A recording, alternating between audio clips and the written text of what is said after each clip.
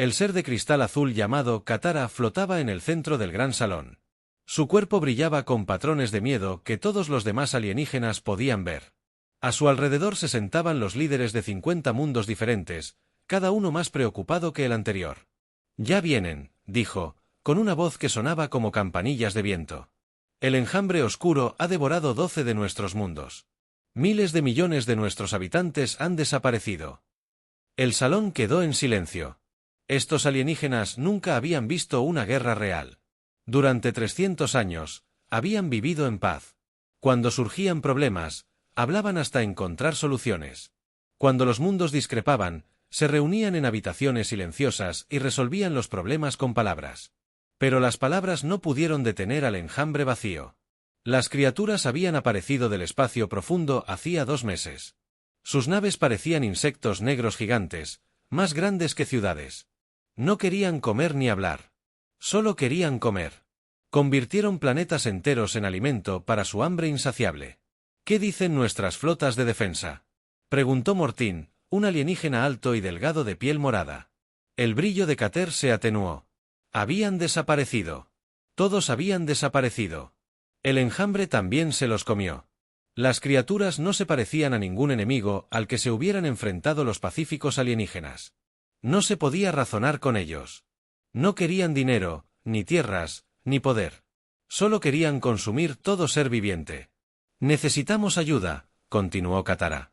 «Nuestras computadoras han encontrado una especie que podría combatirlos». Agitó la mano y apareció un holograma. Mostraba un pequeño mundo azul y verde girando en el espacio. El planeta se veía hermoso desde lejos, pero los datos a su alrededor contaban una historia diferente. «Se hacen llamar humanos», explicó. «Vienen de un mundo llamado Tierra. Nuestros científicos dicen que es un mundo de muerte». Los demás alienígenas parecían confundidos. La mayoría provenían de mundos apacibles con clima suave y animales amigables. Nunca habían oído hablar de un mundo de muerte. «La gravedad es el doble de la que la mayoría de nosotros podemos soportar». Katara continuó. «El clima cambia de un calor abrasador a un frío glacial. Tormentas que podrían destruir nuestras ciudades ocurren cada pocos días. La mayoría de los animales están diseñados para matarse y comerse entre sí». Un alienígena que parecía un árbol andante levantó una de sus ramas. «¿Cómo sobreviven?». «Evolucionaron para luchar», dijo Katara en voz baja. «Todo en su mundo intenta matarlos, así que aprenden a contraatacar. Toda su especie está hecha para la guerra». La sala estalló en voces preocupadas. Estos seres pacíficos nunca se habían encontrado con una especie que fuera naturalmente violenta. La idea los asustó. «¿Son peligrosos para nosotros?», preguntó una criatura parecida a una babosa con grandes hoyos. «Los informes dicen que luchan constantemente entre sí», respondió Katara. «Tienen armas que pueden destruir continentes enteros. Practican la guerra como nosotros». Pero no había opción. El enjambre del vacío se acercaba y los pacíficos alienígenas no tenían forma de detenerlo. A esa distancia, al otro lado de la galaxia, el almirante Hake Morrison estaba en el puente de su nave. Era un hombre corpulento, de cabello canoso y cicatrices en las manos de antiguas batallas. Sus ojos eran del color de las tormentas invernales que lo rodeaban. Su tripulación trabajaba en sus puestos. Se preparaban para ejercicios de guerra cerca del gigantesco planeta Júpiter. A la Fuerza de Defensa de la Tierra le gustaba estar preparada para cualquier cosa. «Almirante», dijo la teniente Katie Wells, acercándose con un bloc de datos. «Acabamos de recibir un mensaje del espacio profundo. No es de ninguna colonia humana». Morrison tomó el bloc y leyó el mensaje. Su rostro no cambió, pero sus nudillos se pusieron blancos. Agarró el dispositivo. «Quieren guerreros», dijo después de un largo momento. «Señor, estos extraterrestres piden ayuda militar contra algo llamado el enjambre del vacío». Miró la pantalla principal, que mostraba las tormentas rojas de Júpiter girando en la oscuridad. «Dicen que el enemigo ya ha matado a 12.000 millones de personas». Wells sintió un vuelco en el estómago. «¿12.000 millones? Eso es lo que dice». Morrison le devolvió el bloc. «Consígueme una línea directa con el comando de la Tierra. Diles que necesitamos trasladar toda la primera flota». «Toda la flota, señor». La sonrisa de Morrison era fría y afilada. Katie, estos pacíficos extraterrestres acaban de pedir ayuda a la Tierra con una guerra. Están a punto de aprender lo que eso realmente significa. En cuestión de horas, 12 naves de guerra terrestres se preparaban para saltar al hiperespacio. Cada nave transportaba miles de soldados humanos, armas diseñadas para matar a gran escala y tripulaciones que se habían entrenado toda su vida para la batalla. La capitana Lisa Rodríguez comandaba una de las naves más pequeñas, el USS Vengeance. Había luchado en 3 guerras y ganado medallas por acciones de las que nunca habló. Su tripulación la respetaba porque los trajo a casa con vida. «Capitán», gritó su oficial de armas. «Estamos recibiendo unas lecturas extrañas de las naves alienígenas que enviaron». «El mensaje». «¿Qué tipo de lecturas?» «No tienen armas, señora». «Ni una». «Sus naves están construidas para la ciencia y la exploración». Rodríguez negó con la cabeza.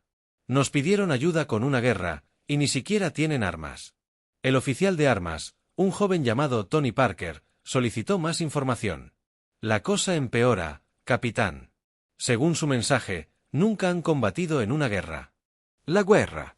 Resuelven los problemas hablando». «Dios mío», murmuró Rodríguez. «De verdad no saben lo que han pedido».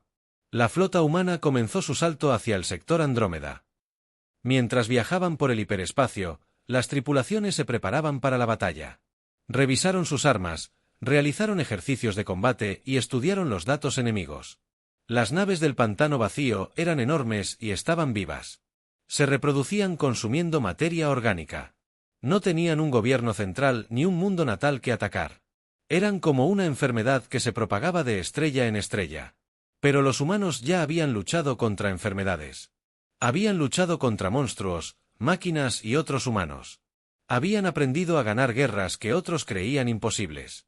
El almirante Morrison estaba en su sala de preparación, mirando fotos de los 12 mundos muertos. Ciudades que habían permanecido en pie durante siglos ahora estaban vacías. Bosques que habían crecido durante millones de años habían desaparecido. Océanos que habían estado llenos de vida estaban secos. Cometieron un error, dijo a la habitación vacía. Llamaron a la especie equivocada en busca de ayuda. Pero al mirar las fotos, su expresión cambió. No eran objetivos militares. Eran casas, escuelas, hospitales, jardines donde los niños habían jugado. El enjambre del vacío no solo había matado soldados. Se había comido a familias. La sonrisa de Morrison desapareció. No, se corrigió. Llamaron exactamente a la especie correcta. La flota humana emergió del hiperespacio en el límite del sector Andrómeda. Los esperaban las naves de cristal de estos ceprianos, hermosas y delicadas como obras de arte voladoras. El contraste era impactante. Las naves humanas eran oscuras y angulosas, cubiertas de armas y armaduras. Parecían lo que eran, herramientas diseñadas para matar. «Naves desconocidas», dijo una voz musical por el sistema de comunicación. «Bienvenidos a nuestro espacio. Soy el embajador Katara del colectivo Ceprian. Agradecemos su respuesta a nuestra solicitud de ayuda». El almirante Morrison activó su propio sistema de comunicación. Su voz era áspera y directa como grava en un cubo de metal. «Naves cefrianas. Les habla el almirante Morrison de la Fuerza de Defensa de la Tierra. Recibimos su mensaje sobre el enjambre del vacío. ¿Dónde están?» Hubo una pausa. Los extraterrestres esperaban saludos formales e intercambios culturales. Habían preparado largos discursos sobre amistad y cooperación. El almirante Katara respondió con cautela. «Quizás deberíamos empezar con los protocolos diplomáticos adecuados. Tenemos mucho que aprender el uno del otro antes de poder coordinar nuestra respuesta a esta amenaza». La risa de Morrison no fue agradable. «Señora, he leído sus informes de bajas. 12.000 millones de muertos en 2 meses. El tiempo para conocernos terminó hace unos 11 mundos». Los pacíficos extraterrestres comenzaban a comprender lo que habían hecho. Habían pedido ayuda a las especies que no pensaban como ellos. Los humanos no habían venido a hacer amigos. Habían venido a hacer la guerra. El encuentro entre las dos flotas tuvo lugar en el espacio vacío entre las estrellas. Las naves ceprianas parecían cristales flotantes. Todas curvas suaves y luces brillantes. Eran hermosas de ver, construidas por seres que amaban el arte y la paz. Las naves humanas eran diferentes. Eran cajas de metal oscuro cubiertas de torretas y cápsulas de misiles. Cada línea en sus agujeros estaba diseñada con un solo propósito: matar enemigos lo más rápido posible. La embajadora Katara flotaba en su centro de mando, observando la flota humana a través de sus sensores. Las lecturas la ponían nerviosa. Cada nave humana llevaba armas suficientes para destruir una pequeña luna. «Parecen muy agresivos», dijo su ayudante. Un joven cepriano llamado Velar. «Quizás deberíamos haber pedido consejo al Consejo de Meditación antes de llamarlos». El cuerpo cristalino de Keatar titilaba con patrones de preocupación. El Consejo de Meditación ha muerto. Beltar, el enjambre del vacío, los devoró junto con todos los demás en Harmony Prime. La capitana Lisa Rodríguez se encontraba en el puente del USS Vengeance, estudiando las naves alienígenas a través de su pantalla. Su oficial táctico, el teniente comandante Tony Parker, estaba escaneando las naves de cristal. «Capitán», dijo, «no detecto ninguna arma en esas naves, ni siquiera sistemas de defensa básicos». Rodríguez frunció el ceño. «Nada. Nada, señora. Tienen escudos, pero están diseñados para detener rocas espaciales, no misiles. Y sus agujeros están hechos de una especie de cristal vivo. Bonito, pero se rompería como el cristal si lo golpeáramos». Rodríguez negó con la cabeza. Estos extraterrestres habían pedido ayuda con una guerra, pero no tenían ni idea de cómo librarla. La voz del almirante Morrison crepitó en el sistema de comunicación. «Todas las naves, prepárense para el contacto diplomático. Recuerden, esta gente nunca ha visto un combate real. Intente no asustarlos más de lo necesario». Rodríguez casi sonrió. La flota humana estaba repleta de potencia de fuego suficiente para esterilizar un continente, y a Morrison le preocupaba asustar a los extraterrestres. La primera reunión tuvo lugar a bordo de la nave de Katara. Los humanos llegaron en una pequeña lanzadera, pero incluso eso ponía nerviosos a los extraterrestres. La lanzadera humana tenía blindaje y sistemas defensivos más avanzados que la mayoría de los buques de guerra Ceprian. El almirante Morrison descendió de la lanzadera con su uniforme militar. Le siguieron el capitán Rodríguez, el teniente Wells y el comandante Danny Martínez, del destructor USS Ripe. Todos se movían con la cuidadosa eficiencia de quienes habían visto combate. Los Ceprian habían preparado una hermosa ceremonia de bienvenida. Las paredes de su sala de reuniones estaban cubiertas de arte viviente que cambiaba de color con la música. Plataformas flotantes transportaban delicados alimentos con sabor a flores y sol. Morrison observó la sala durante exactamente 3 segundos y luego fue directo al grano. «Embajador Katara», dijo, «tenemos que hablar sobre el enjambre del vacío. ¿Cuántas naves tienen? ¿Qué tipo de armas? ¿Dónde están ahora?» La figura de Kae se iluminó de sorpresa. «Almirante, sin duda deberíamos hablar primero de nuestras diferencias culturales. El estilo Ceporan es comprender a nuestros nuevos aliados antes de iniciar cualquier operación conjunta». «Señora», respondió Morrison, «cada minuto que pasamos hablando, el enjambre del vacío está más cerca de devorar otro mundo. Podemos hablar de cultura después de matarlos». La palabra matar hizo que todos los alienígenas en la sala retrocedieran. En su idioma, era una de las cosas más ofensivas que se podían decir. Tenían otras palabras para detener a los enemigos: redirigir, armonizar, convencidos, de elegir un camino diferente. Pero Morrison no había venido a redirigir nada. Había venido a acabar con el enjambre del vacío para siempre. El comandante Martínez sacó un bloc de datos y comenzó a hacer preguntas. ¿A qué velocidad se mueven? ¿Cómo se reproducen? ¿Qué le sucede a las personas que capturan? Bueno, Katara dijo lentamente, nuestros científicos creen que convierten materia orgánica en energía para alimentar sus naves. En cuanto a la gente, entre comillas dobles, su voz se fue apagando. Su brillo se atenuó. «Se la comen», dijo Rodríguez rotundamente. «El enjambre del vacío. Se encuentra con la gente». El embajador asintió con tristeza. «Los afortunados mueren rápidamente. A los demás se les mantiene con vida mientras se consumen lentamente». La teniente Wells sintió un vuelco en el estómago. Había visto la guerra, pero esto era diferente. No se trataba de soldados luchando contra soldados. Eran depredadores cazando presas. «¿Cuántas naves hay en su flota?», preguntó Morrison. «Nuestro último recuento fue de más de 3000 naves», respondió Katara. «Pero cada día aumentan más. Cada mundo que consumen les proporciona material para construir nuevas naves. Morrison hizo un cálculo rápido mental. La flota humana tenía 12 naves contra 3000. Era una desventaja terrible para cualquiera, excepto para los humanos. ¿Cuál es su plan?, preguntó. Kea parecía confundida. ¿Planificar su estrategia? ¿Cómo planeaban luchar contra ellos? Esperábamos abrir canales de comunicación, explicó. Quizás si pudiéramos entender lo que realmente necesitan, podríamos encontrar una manera de saciar su hambre sin que tengan que consumir nuestros mundos. Los humanos la miraron fijamente. El capitán Rodríguez fue el primero en hablar. Embajador, no quieren negociar. Quieren devorarlo. A todos. Eso es lo que hacen. Pero seguramente cada especie tiene una motivación más profunda, insistió Katara. Algo de mí. Que impulsa sus acciones. Si tan solo pudiéramos entender qué quieren de verdad. Lo que quieren, dijo Morrison en voz baja, es convertir a todo ser vivo de la galaxia en alimento. No hay negociación. Con eso.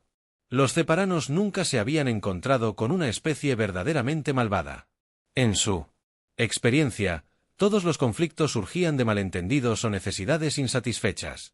Siempre había una manera de encontrar la paz si te esforzabas lo suficiente. Pero los humanos provenían de un mundo donde algunas cosas simplemente necesitaban ser eliminadas. El comandante Martínez les mostró fotos de los mundos muertos. Ciudades que habían sido reducidas a roca desnuda. Bosques que habían sido consumidos hasta el suelo, océanos que habían sido completamente drenados. Esto es lo que hacen, dijo. No toman prisioneros. No dejan supervivientes. Se lo comen todo y siguen adelante. Los alienígenas miraron las fotos con creciente horror. Conocían los hechos, pero ver las imágenes los hizo reales. Entonces, ¿qué proponen?, preguntó Katara finalmente. La respuesta de Morrison fue simple. Encontramos su flota principal y la destruimos. Toda. Cada nave, cada criatura. No nos detendremos hasta que el enjambre vacío se extinga. La palabra extinto era otra que incomodaba a los alienígenas. Los ceprianos creían que toda la vida era sagrada. La idea de extinguir deliberadamente una especie entera era casi impensable. Tal vez, sugirió Beltar con nerviosismo. Podríamos capturar algunos para estudiarlos. Aprender sobre su biología. Encontrar una manera de cambiar su comportamiento. El teniente Wells rió, pero no fue una risa alegre. Señora, con todo respeto, un cáncer no se cambia. Basta. La reunión continuó durante 2 horas. Los humanos hicieron preguntas prácticas sobre los movimientos de las naves, las capacidades de las armas y las debilidades tácticas. Los alienígenas seguían intentando encontrar soluciones diplomáticas que no existían. Finalmente, Morrison se puso de pie. Embajador, aprecio su carácter pacífico, pero nos pidió ayuda en una guerra. La guerra no se trata de comprender al enemigo. Se trata de matarlo antes de que él mate. Pero seguro que hay otra manera, suplicó Katara. Morrison volvió a mirar las fotos de los mundos muertos. Hay otra manera, dijo. Pueden dejar que se coman la galaxia, pero eso no va a suceder bajo mi supervisión. Mientras los humanos se preparaban para partir, Rodríguez notó algo interesante. El sistema informático de la nave cepriana era increíblemente avanzado. Sus sensores podían rastrear objetos en sistemas estelares enteros. Sus bases de datos contienen información detallada sobre todas las especies de la galaxia. Embajador, dijo, vamos a necesitar acceso a sus datos de navegación. Todo lo que tiene sobre los movimientos de los enjambres del vacío. Por supuesto, respondió Katar. ¿Pero puedo preguntarle qué piensa hacer con ellos? Rodríguez sonrió, y por primera vez su expresión no fue agradable. Vamos a cazarlos. Los humanos regresaron a sus naves, dejando a los alienígenas para que comentaran lo que habían descubierto. Los cepranos empezaban a comprender que no solo habían pedido ayuda. Habían invocado algo que los asustaba casi tanto como el enjambre de vacío. ¿Qué hemos hecho?, susurró Beltar. Dotket observaba la flota humana a través de sus sensores. Las naves oscuras ya se movían, desplegándose en una formación que ella no reconoció. Parecía la forma en que los depredadores rodean a sus presas. Le hemos dado a la galaxia su primera oportunidad real de sobrevivir, dijo. Y puede que nos hayamos condenado en el proceso. Los humanos no venían a salvar la galaxia. Venían a poseerla. El enjambre de vacío se movía por el espacio como una enfermedad. Sus naves estaban vivas, respirando cosas que latían con energía oscura. Cada nave era del tamaño de una ciudad, cubierta de una armadura orgánica húmeda que podía curarse a sí misma al sufrir daños. El enjambre había encontrado su próximo objetivo, la Prisión 7, un pacífico mundo agrícola donde 6 millones de personas cultivaban alimentos para los sistemas estelares circundantes. El planeta no tenía armas, ni soldados, ni forma de defenderse. Era la presa perfecta. El capitán Danny Martínez se encontraba en el puente del USS Ripe observando la flota enemiga a través de sus sensores de largo alcance. Las naves del enjambre vacío se movían en un patrón que le recordaba a tiburones rodeando a sus presas heridas. ¿Cuánto tardarían en llegar al planeta?, le preguntó a su oficial de navegación. 18 horas, señor. Se mueven rápido. Martínez asintió. El enjambre siempre se movía rápido al oler comida, pero la velocidad podía ser una debilidad si se sabía aprovechar. El almirante Morrison había convocado a todos los capitanes humanos a una reunión a bordo, su nave insignia. La sala de conferencias era pequeña y sencilla, sin ninguna decoración excepto un mapa estelar que mostraba el sistema de la Prisión 7. Se acercan con fuerza y rapidez, explicó Morrison a sus oficiales. La inteligencia dice que usarán la gravedad del planeta para acelerar su aproximación. Una vez que adopten ese rumbo, no podrán cambiar de dirección. El capitán Rodríguez estudió la carta estelar. Es una oportunidad para tender una trampa. Exactamente. Morrison señaló el cinturón de asteroides que rodeaba Prisma 7. Nos escondemos en las rocas. Dejamos que inicien su ataque. Luego los atacamos por todos lados. El teniente comandante Tony Parker levantó la mano. Señor, ¿qué pasa con la gente del planeta? No podemos evacuar a 6 millones de personas en 18 horas. No vamos a evacuarlos, dijo Morrison en voz baja. Nos aseguraremos de que el enjambre nunca los alcance. El plan era simple y brutal. La flota humana se escondería entre los asteroides, usando las formaciones rocosas para enmascarar sus señales de calor. Cuando el enjambre del vacío comenzara su aproximación final al planeta, los humanos activarían su trampa. La comandante Amy Foster, jefa de navegación de Morrison, había pasado horas calculando las posiciones perfectas para cada nave. Los asteroides proporcionarían cobertura y ocultamiento, pero también limitarían la capacidad de maniobra de los humanos. Es arriesgado, admitió. Si nos detectan pronto, seremos blancos fáciles. La sonrisa de Morrison era fría. Amy, hemos estado cazando cosas, pero no queríamos que nos cazaran desde que vivíamos en cuevas. Esto es lo que hacemos.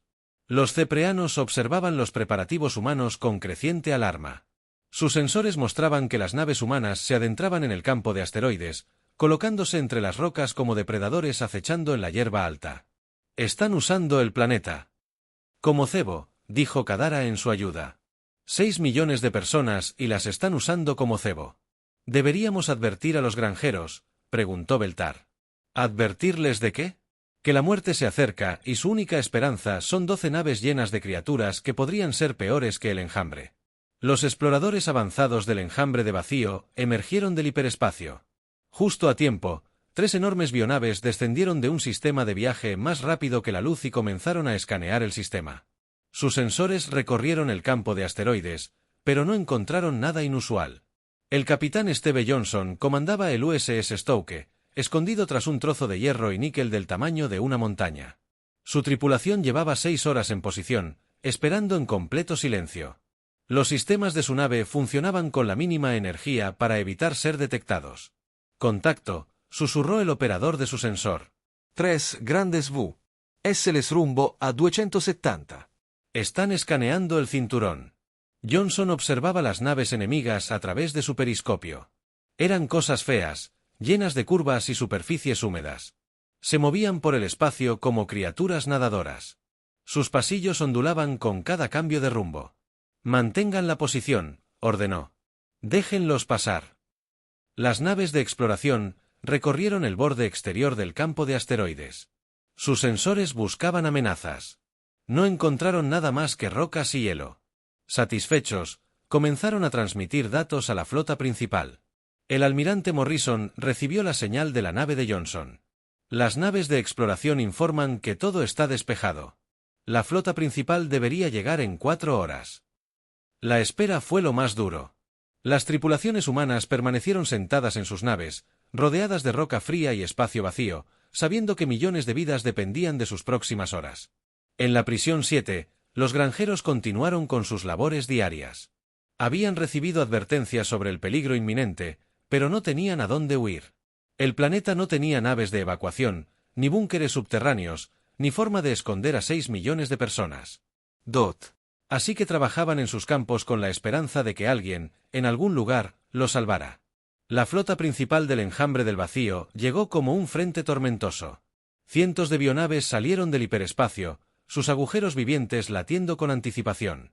Habían olido la vida orgánica en Prism 7 años luz de distancia. El enjambre se movía en una formación que parecía aleatoria, pero en realidad estaba cuidadosamente planificada. Las naves más pequeñas se desplegaron para rodear el planeta, mientras las naves más grandes se preparaban para el asalto final. La capitana Rodríguez observaba desde su escondite tras un grupo de asteroides. Las naves enemigas eran hermosas a su manera horrible. Como criaturas de las profundidades marinas nadando en el vacío. Se están embarcando en la incursión de ataque, informó a la flota. Al iniciar la aproximación final al planeta, el Enjambre del Vacío había tomado su decisión. Se dirigían en picado hacia Prism 7, utilizando la gravedad del planeta para aumentar su velocidad. Era una táctica estándar que había funcionado en docenas de mundos, pero nadie los había estado esperando en las rocas. Todas las naves. La voz de Morrison crepitó en el sistema de comunicación. Apunten primero a las naves grandes. Necesitamos romper su formación antes de que puedan coordinar una respuesta. La flota humana encendió sus sistemas de armas. Los tubos de misiles se abrieron. Las armas de energía se cargaron y los cañones cinéticos cargaron sus mortíferos proyectiles. El capitán Johnson tuvo el primer disparo. Su nave llevaba un arma especial llamada impulsor de masa, un cañón magnético que podía acelerar un trozo de metal a velocidades increíbles. El proyectil era simple hierro y níquel, pero impactó como un arma nuclear táctica. Disparando, anunció Johnson. El impulsor de masa lanzó su proyectil a una fracción significativa de la velocidad de la luz. El trozo de metal, no más grande que un balón de fútbol americano, impactó a la avionave líder en el centro de su sala. La armadura orgánica que había evolucionado para detener la energía. Las armas eran inútiles contra la simple masa y la velocidad. El proyectil atravesó el casco viviente como una bala a través de un pañuelo de papel. La avionave se convulsionó cuando la energía cinética atravesó sus órganos internos. Los sistemas eléctricos bioelectrónicos fallaron. Las computadoras vivientes murieron y la enorme nave comenzó a flotar indefensa. Objetivo destruido, informó Johnson. Uno menos, varios cientos por delante. El resto de la flota humana abrió fuego al mismo tiempo. Misiles salieron disparados desde posiciones ocultas. Sus ojivas estaban diseñadas para causar el máximo daño a objetivos orgánicos. Las armas de energía atravesaron el espacio, cortando las alas de Bioip como cuchillos calientes a través de la mantequilla. El Enjambre del Vacío nunca antes había experimentado una emboscada ANI. Estaban acostumbrados a abrumar a sus enemigos con superioridad numérica y potencia de fuego. Pero los humanos no luchaban limpio. El comandante Martínez lideró la segunda oleada de ataques. Su destructor llevaba municiones de racimo, armas que se fragmentaban antes del impacto, esparciendo cientos de ojivas más pequeñas por una amplia zona. Municiones de racimo, anunció mientras su nave emergía de detrás de un punto de asteroide giratorio. Las ojivas detonaron en secuencia, creando una pared de explosiones que atrapó a 3 bionaves en un fuego cruzado mortal. Las naves vivas intentaron regenerarse. Sus alas dañadas, pero las armas humanas estaban diseñadas para impedir la curación. Los ceprianos observaban la batalla desde una distancia segura, sus sensores grabándolo todo. Nunca habían visto violencia organizada a esta escala. Los humanos luchaban como una manada de lobos, coordinando sus ataques con precisión letal. No solo están luchando, susurró Katara para ayudarla. Están cazando. El Enjambre de Vacío intentó adaptarse a la emboscada, pero su biología les jugó en contra. Sus naves estaban diseñadas para el asalto directo, no para luchar contra enemigos ocultos entre asteroides. El barco del capitán Rodríguez, el USS Vengeance, se acercó desde un costado de la formación. Su oficial de armas, Tony Parker, había cargado sus tubos con misiles penetradores especiales diseñados para excavar profundamente en agujeros orgánicos antes de explotar. Disparando penetradores, Parker anunció que los misiles habían alcanzado sus objetivos y desaparecieron en los pasillos de la BioIP. Por un instante, no ocurrió nada. Entonces, las ojivas detonaron dentro de las naves vivientes, destrozándolas por dentro. La batalla duró solo 20 minutos. Al terminar, la flota avanzada de la nave del vacío se dispersó por el campo de asteroides en pedazos ardientes. Las naves orgánicas que habían parecido tan aterradoras ahora eran solo nubes de biomasa en expansión. Ni una sola nave humana había sufrido daños graves.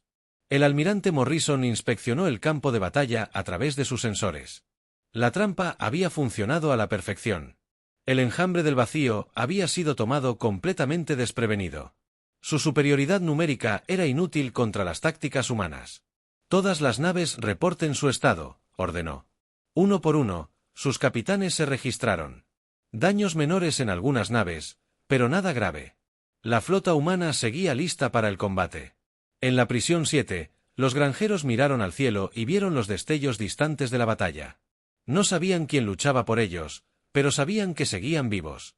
Los ceprianos habían presenciado algo que cambió su comprensión de la galaxia. Habían visto lo que sucedía cuando una especie evolucionaba para la guerra. Encontraban a una especie que evolucionaba. Para el consumo, los depredadores habían ganado. Por el cristal eterno, susurró Katara mientras observaba las naves humanas emerger del campo de asteroides. No solo derrotaron al enjambre, lo masacraron. Los humanos habían dado esto. La flota principal juramentada del vacío llegó 3 días después. Al salir del hiperespacio, encontraron los restos de su fuerza de avanzada flotando entre los asteroides como un cementerio. La nave real del enjambre era enorme, más grande que cualquier cosa que los humanos hubieran visto jamás. Tenía 16 kilómetros de largo y estaba cubierta de una armadura orgánica pulsante. Naves biológicas más pequeñas se agrupaban a su alrededor como parásitos alimentándose de una ballena. El almirante Morrison estaba de pie en su puente contando las naves enemigas. 237 naves, informó a su flota. Eso es mucho más de lo que esperábamos. «¿Orden, señor?», preguntó el capitán Rodríguez por el sistema de comunicación. Morrison miró la pantalla táctica. Los humanos eran superados en número 20-1, pero tenían ventajas que el enjambre no comprendía. El campo de asteroides era ahora su territorio, mapeado y preparado para la batalla. «Nos ceñimos al plan», dijo. «Atáquenlos fuerte, golpéenlos rápido y no les den tiempo para pensar». El enjambre del vacío había aprendido de la destrucción de sus exploradores. Esta vez se desplegaron en formación defensiva, con sus bionaves cubriéndose mutuamente mientras avanzaban hacia el planeta. Pero los humanos también habían aprendido. Durante los 3 días de espera, habían convertido todo el sistema estelar en un arma. La comandante Amy Foster había trabajado sin dormir, calculando la mecánica orbital y los campos gravitacionales. Cada asteroide, cada fragmento de desecho espacial, cada partícula de polvo había sido mapeado y catalogado. Iniciando la fase 1, anunció desde su posición en el puente del almirante. Ocultos entre los asteroides, los sistemas automatizados se activaron. Los humanos habían pasado 3 días colocando minas por todo el campo de asteroides, cada una camuflada como un trozo de roca flotante. La primera oleada de bioips activó las minas al entrar en el cinturón. Las explosiones florecieron como flores mortales, atrapando las naves orgánicas en campos superpuestos de destrucción mientras la formación de enjambres de vacío se rompía cuando las naves intentaban evitar las armas ocultas. Pero romper la formación era justo lo que los humanos querían. En la fase 2, Morrison ordenó el DOT. La nave del capitán Steve Johnson emergió de detrás de un asteroide giratorio, con sus armas ya disparando. Un USS Stoke había sido equipado con armas biológicas experimentales diseñadas específicamente para destruir naves vivas. Los misiles de las armas biológicas impactaron sus objetivos y liberaron nubes de bacterias modificadas. Los organismos microscópicos devoraron los biochips, los cascos como ácido, disolviendo la armadura orgánica en segundos. Despliegue exitoso de las armas de arco, informó Johnson, mientras 3 naves enemigas comenzaban a colapsar desde dentro. El enjambre de vacío intentó adaptarse, pero los humanos habían planeado todas las respuestas posibles. Cuando las bionaves cerraron sus poros para impedir la entrada de bacterias, los humanos recurrieron a armas cinéticas. Al abrir sus poros para respirar, las bacterias entraron. El coronel Rick Thompson comandaba la nave de asalto USS Devastator. Su trabajo era el más peligroso, abordar las naves enemigas y destruirlas desde dentro. Equipos de abordaje, prepárense para el despliegue, anunció a sus marines. Los soldados humanos llevaban armaduras especiales diseñadas para combatir dentro de naves vivas. Sus armas disparaban proyectiles explosivos capaces de atravesar paredes orgánicas, y sus trajes estaban sellados contra la atmósfera tóxica del interior de las bionaves. El primer objetivo de Thompson fue una nave de tamaño mediano dañada por las armas de arco. El casco de la nave ya se estaba debilitando, lo que facilitaba su penetración. Cápsula de abordaje en marcha, informó el piloto mientras Thompson y su equipo se dirigían hacia la nave enemiga en una cápsula fuertemente blindada. La cápsula G impactó el casco del aviohip y lo perforó. A través de la armadura orgánica, Thompson y sus marines entraron en masa en la nave alienígena. Sus armas, listas para atacar, se extendieron por el interior de la avionave, como una pesadilla. Las paredes estaban llenas de vida, cubiertas de venas palpitantes y órganos respiratorios. El aire estaba cargado de esporas y gases tóxicos que habrían matado a cualquier otra especie. Pero los humanos habían evolucionado en un mundo donde todo intentaba matarlos. Un poco de veneno en el aire no era nada nuevo. Thompson ordenó a su equipo: encuentren el grupo de cerebros y destruyanlo. Las bionaves estaban controladas por sistemas nerviosos centrales, cerebros gigantescos que coordinaban todas las funciones de la nave. Si mataban el cerebro, la nave moriría. El equipo de Thompson se movía por los corredores vivientes, sus armas atravesando los organismos defensivos que intentaban detenerlos. El sistema inmunológico de la nave los atacaba con anticuerpos del tamaño de perros de presa, pero las balas humanas funcionaban perfectamente contra la biología alienígena. Mientras tanto, fuera de la avionave, la batalla espacial continuaba. El capitán Danny Martínez había posicionado su destructor a la sombra de un gran asteroide, usándolo como escudo mientras lanzaba misil tras misil contra la formación enemiga. Impacto directo en la nave Queen, informó su oficial de armas. No hubo daños significativos. El blindaje de la nave Queen era demasiado grueso para armas convencionales. Pero Martínez no había traído armas convencionales. Carguen el rompebúnkeres, ordenó. El rompebúnkeres era un proyectil cinético masivo diseñado para penetrar objetivos reforzados. Era esencialmente un poste telefónico hecho de uranio empobrecido acelerado a velocidades increíbles. El proyectil impactó en el casco de la nave Queen y continuó su camino, atravesando capa tras capa de blindaje orgánico.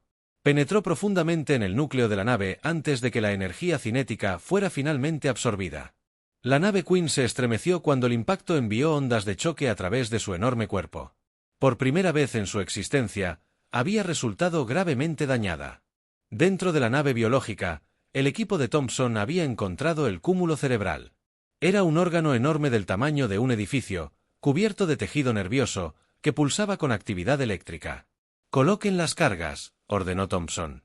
Sus marines colocaron dispositivos explosivos alrededor del núcleo cerebral, preparándolos para una detonación simultánea. El sistema inmunológico de la avionave se estaba volviendo loco, enviando oleadas de defensores contra los intrusos humanos. Pero los humanos se habían entrenado para esto.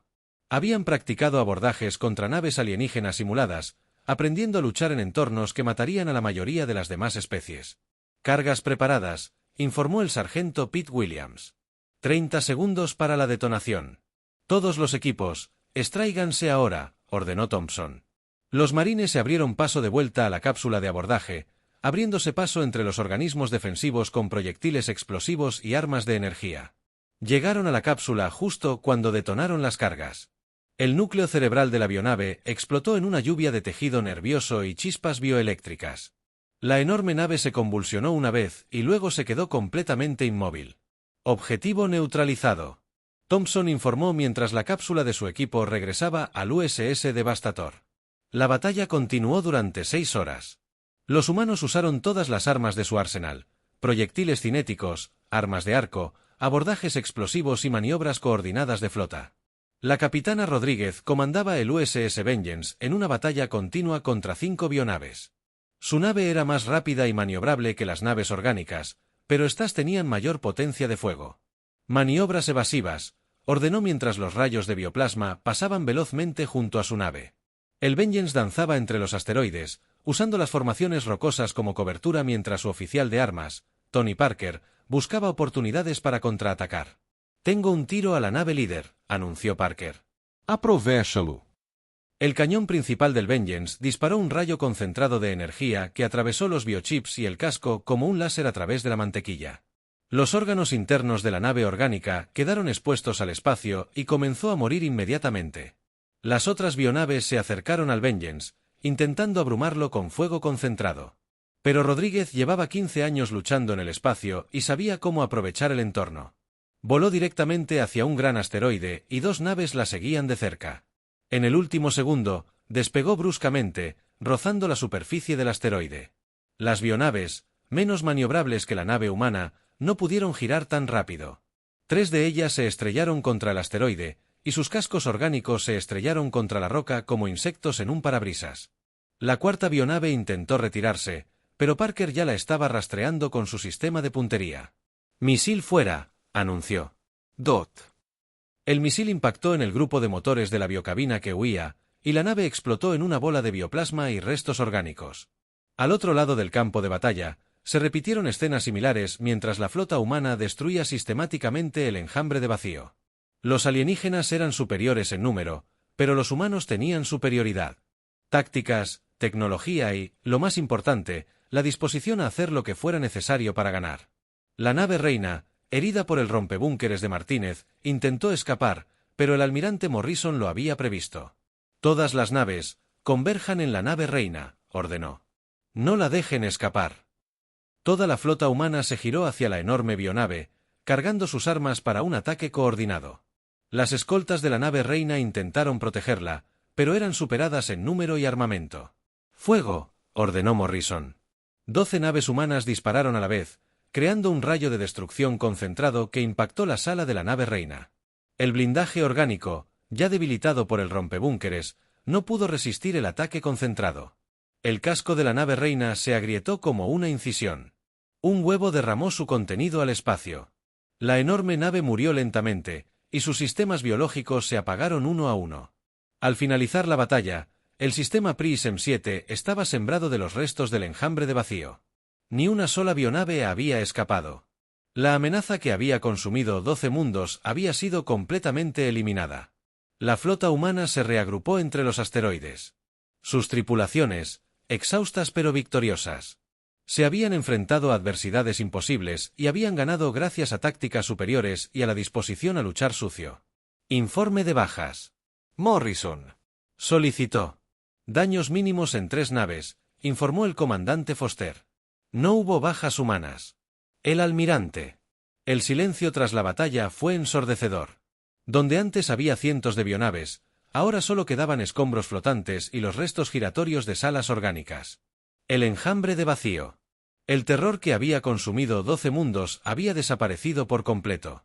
El almirante Morrison permanecía en su puente, observando a los equipos de limpieza recolectar muestras de las bionaves destruidas. Los científicos querían estudiar la biología alienígena para comprender cómo habían evolucionado las criaturas y cómo combatirlas si alguna vez volvían a aparecer. «Señor», dijo el teniente Wells, acercándose con un bloc de datos. «Estamos recibiendo comunicaciones de todo el sector. Todas las especies en los próximos 50 años quieren hablar con nosotros». Morrison tomó el bloc y revisó los mensajes, solicitudes de reuniones, ofertas de acuerdos comerciales, invitaciones para unirse a los consejos galácticos. Algunos estaban agradecidos, otros aterrorizados, pero todos querían saber qué planeaba hacer la humanidad a continuación. «Nos tienen miedo», dijo Morrison en voz baja. «¿Puede culparlos, señor?» El almirante observó su flota. 12 naves humanas acababan de eliminar una fuerza que había destruido civilizaciones enteras. Las demás especies de la galaxia empezaban a comprender lo que eso significaba. Dot. La embajadora Kate flotaba en su centro de mando intentando procesar lo que había presenciado. Los cepreanos habían pedido ayuda y la ayuda había llegado. Pero el precio de esa ayuda fue un conocimiento que lo cambió todo. «El Consejo Galáctico solicita una sesión de emergencia», informó Subeltar. «Quieren discutir la situación humana». «La situación humana», repitió Katara. ¿Así la llamamos? Había visto luchar a los humanos, y había sido como presenciar una fuerza de la naturaleza. No solo derrotaron a sus enemigos, los aniquilaron por completo. No hubo piedad, ni prisioneros, ni intentos de comprender o comunicarse. Solo hubo victoria. La capitana Rodríguez recibió nuevas órdenes del comando terrestre cuando su nave atracó en una estación de suministro. El mensaje fue breve y directo. Prepárense para un despliegue prolongado. Se han identificado otras amenazas.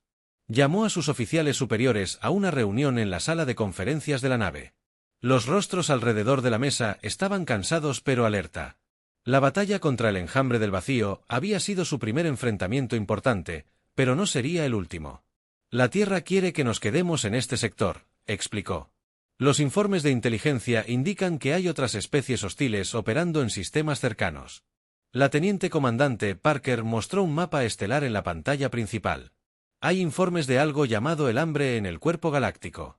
3 sistemas más se han apagado en el pasado. Mes. ¿Qué sabemos al respecto?, preguntó el comandante Martínez, quien se había unido a la reunión por videoconferencia desde su propia nave. No mucho, admitió Parker. Los pocos supervivientes describen naves que drenan la agitación. Fuerza vital de planetas enteros. Diferente del enjambre del vacío, pero igual de peligroso. Rodríguez estudió el mapa. Las zonas oscuras se extendían, arrastrándose desde el centro galáctico como un cáncer. En algún lugar, otras especies morían, y no había nadie que las ayudara excepto la humanidad. El Consejo Galáctico se reunió en sesión de emergencia a bordo de la estación neutral en Harmony Point. Representantes de docenas de especies se reunieron en la gran cámara, sus voces creando una cacofonía de lenguas alienígenas. El tema era simple. ¿Qué hacer con los humanos? Nos salvaron, argumentó Morton, el delegado de piel púrpura del borde exterior. Sin su intervención, el vacío habría consumido media galaxia. Nos aterrorizaron. Zex replicó. Yo y Sectoid, pertenecientes al colectivo de Silicio. ¿Vieron cómo lucharon? No mostraron piedad ni moderación. Lo mataron todo. Kate escuchó el debate con creciente tristeza. El consejo se dividía en 2 bandos, los que veían a la humanidad como salvadores y los que la veían como la próxima gran amenaza. La pregunta, dijo finalmente, no es si los humanos son peligrosos. Claramente lo son. La pregunta es si podemos permitirnos convertirlos en nuestros enemigos. La cámara guardó silencio. Todas las especies representadas habían visto los informes de batalla, las grabaciones tácticas de naves humanas destruyendo biovehículos con despiadada eficiencia. ¿Qué proponen?, preguntó el presidente del Consejo, un ser ancestral cuya especie había estado explorando la galaxia durante milenios. Aprendemos a vivir con ellos, respondió Pitara. Aceptamos que la galaxia ha cambiado y nos adaptamos a la nueva realidad. En la Tierra, la noticia de la victoria se extendió rápidamente. La humanidad había librado su primera guerra interestelar y había ganado decisivamente. La gente celebraba, pero los líderes militares ya estaban planeando el siguiente conflicto. La general Sarah Martínez, superiora del almirante Morrison, se encontraba en la sala de situación del Pentágono, estudiando los informes del sector Andrómeda. La victoria contra el enjambre del vacío había consolidado a la humanidad como una gran potencia, pero también les había puesto en la mira. ¿Cuántas naves podemos desplegar?, preguntó a su personal. La segunda flota está lista para el despliegue, informó el coronel Hayes. 24 naves, incluyendo 2 de los nuevos Dreadnoughts. Y la tercera flota aún está en construcción, pero podemos tenerla lista en 6 meses. Martínez asintió. Los humanos habían demostrado su capacidad para luchar. Pero ahora necesitaban demostrar su capacidad para defender su nueva posición en la galaxia. De vuelta en el sector Andrómeda, la flota humana ya estaba recibiendo su siguiente misión. Una llamada de socorro provenía del brazo espiral donde algo llamado naves de plaga estaba convirtiendo poblaciones enteras en drones sin mente. El almirante Morrison leyó el informe con sombría satisfacción. La galaxia estaba llena de amenazas, y la humanidad era la única especie capaz de enfrentarse a él. Helm puso rumbo al brazo espiral. Ordenó máxima velocidad. El USS Vengeance lideró la flota hacia el hiperespacio, seguido por otras 11 naves con la potencia de fuego necesaria para esterilizar planetas. La tripulación ya se preparaba para otra batalla, otro enemigo que destruir. El teniente Wells se acercó al almirante con expresión preocupada. Señor, ¿y si nos convertimos en lo que más temen? ¿Y si nos convertimos en los monstruos? Morrison consideró la pregunta durante un largo rato. Katie, hay monstruos de verdad ahí fuera. Cosas que devoran mundos, convierten poblaciones, drenan la vida de sistemas estelares enteros. Si ser la cosa que mata monstruos nos convierte también en monstruos, entonces es un precio que estoy dispuesto a pagar. La flota humana emergió del hiperespacio al borde del brazo espiral. Sus sensores detectaron de inmediato las señales de batalla. Naves ardiendo en el espacio. Planeta sin rastro de vida. La señal familiar de una galaxia bajo ataque. Contacten a las autoridades locales, ordenó Morrison. Díganles que la Fuerza de Defensa de la Tierra está aquí para ayudar. El mensaje se transmitió por todo el sistema. Y la respuesta fue inmediata. Una docena de especies diferentes respondieron, sus voces se superpusieron en una gratitud desesperada. Piensen en el vacío que están aquí, dijo una transmisión. Las naves de plaga están a 3 días de nuestro planeta. Tenemos hijos, suplicó otra. Miles de millones de niños que morirán si no pueden detenerlos. Morrison miró su pantalla táctica, ya calculando soluciones de disparo y patrones de ataque. No se preocupen, dijo al sistema de comunicación. Los detendremos. Las palabras viajaron a través del espacio a docenas de mundos, ofreciendo esperanza a las especies que habían perdido la esperanza. Los humanos habían llegado y con ellos llegó la promesa de salvación. Pero la salvación tenía un precio. Una galaxia estaba aprendiendo que la paz no era el estado natural del universo. La paz era algo por lo que había que luchar, defender y mantener. Gracias a su fuerza, las especies pacíficas habían pedido ayuda cuando sus mundos se vieron amenazados. Obtuvieron exactamente lo que pidieron. Guerreros que librarían sus batallas y ganarían sus guerras. La única pregunta era si podrían vivir con las consecuencias, mientras la flota humana se preparaba para su siguiente batalla. El almirante Morrison se encontraba en su puente y observaba las estrellas. En algún lugar, otras amenazas se avecinaban. Otros enemigos planeaban ataques contra mundos inocentes. Pero la humanidad estaba lista. Habían encontrado su lugar en la galaxia y ese lugar seguía en pie, protegiendo contra la oscuridad. Las especies pacíficas podían continuar con su arte y filosofía, su meditación y diplomacia. Los humanos se encargarían de las cosas que querían devorarlos. Era una división del trabajo que convenía a todos. Los alienígenas podían conservar su inocencia y los humanos podían hacer lo que mejor sabían hacer. La galaxia había pedido ayuda y la humanidad había respondido. El universo nunca volvería a ser el mismo punto en las profundidades del espacio. Nuevas amenazas ya se movían. Los devoradores se agitaban en el vacío entre galaxias. Los devoradores de mentes se extendían por el borde exterior. Los recolectores de almas despertaban de su letargo de millones de años. Pero por primera vez en la historia galáctica, había una especie lista para enfrentarlos. Una especie que había evolucionado específicamente para luchar contra cosas que no deberían existir. Los humanos llegaban y traían consigo la promesa de que ningún mundo caería sin luchar.